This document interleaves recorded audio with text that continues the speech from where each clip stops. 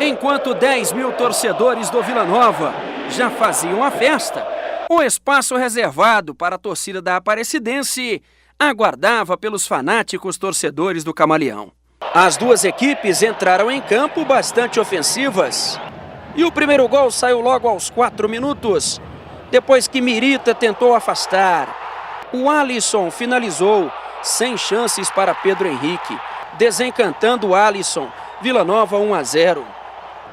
Um minuto depois, quase saiu o segundo gol com Moisés, mas Pedro Henrique, atento, fez o desvio.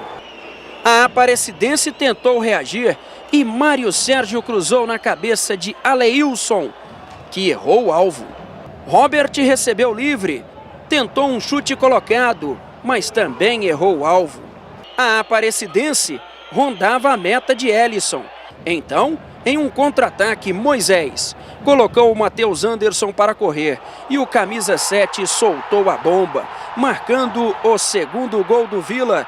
35 minutos de partida e o time colorado já fazia 2-0. O último lance do primeiro tempo foi esta falta cobrada por Murilo. No rebote, Rafael Cruz completou para o gol, mas o impedimento foi marcado. Estava impedido ou não? Sabia que era, eu saí antes lá, cuidei, fiquei antes da linha, tomei cuidado na hora da batida, eu tinha certeza que eu não estava impedido, mas, né? O Vila, que não tinha nada com isso, comemorou a atuação na primeira etapa. Um belo gol, Matheus. Toda honra e toda glória dada a Deus, só tem que agradecer a Deus por tudo. E a equipe tá de parabéns no primeiro tempo, né? Demonstrou porque tá com um resultado positivo aí. Já na segunda etapa, o Vila queria mais. E na tabelinha, Giovani finalizou para a boa defesa de Pedro Henrique. O jogo seguia com muita pegada. Vieram então as substituições. E aos 30 minutos, Washington cobrou falta com perfeição. Sem chances para Ellison.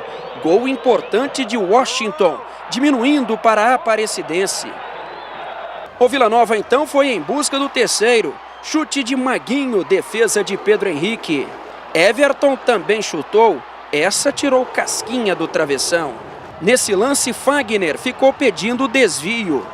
O jogo terminou. Vila Nova 2, Aparecidense 1.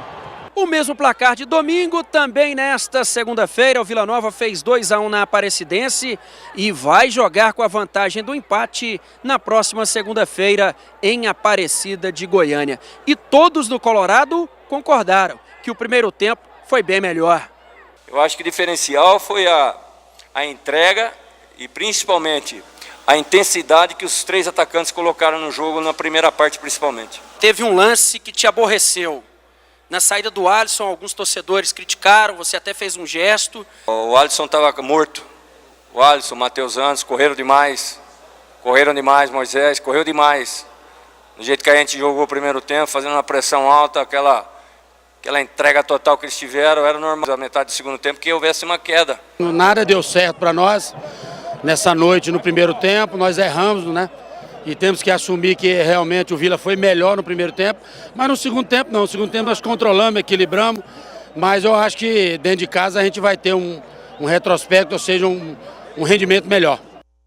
Olha, daqui a pouco tem entrevistas, esse lance polêmico aí do gol anulado da Aparecidense, tem muita coisa. Quero saber aqui a opinião do jogo, começando pelo José Roberto Silva. Deu o Vila Nova 2-1 ontem, José Roberto. Deu, e o Vila, para mim, vai disputar a final do Campeonato Goiano, deu um grande passo e está com a classificação nas mãos. E poderia ter sido melhor.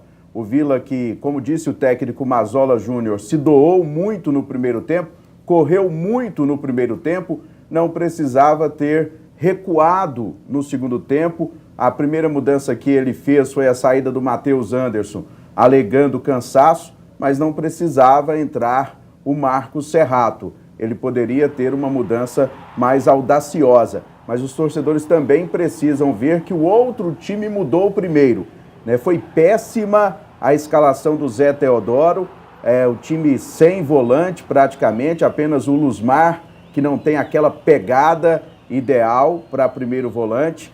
Então o Zé disse na entrevista que ele não esperava o Vila para cima. Ele esperava o quê, hein, Zé? O que você estava esperando? Será que ele estava esperando um Vila com medo, hein, Dona Araújo? Porque naquele dia lá depois do jogo contra o Itumbiara, o Mazola Júnior disse, olha, vocês estão vendo? Vocês não podem pedir Vila aberto, Vila com 3 atacantes, a gente tem que jogar fechadinho, e ontem o homem mandou 3 atacantes de cara? Na verdade, boa noite. Boa noite. Na verdade, eu acho que todo mundo que observa um pouquinho de futebol sabe que o Mazola, já percebe que o Mazola gosta de jogar com o time atrás.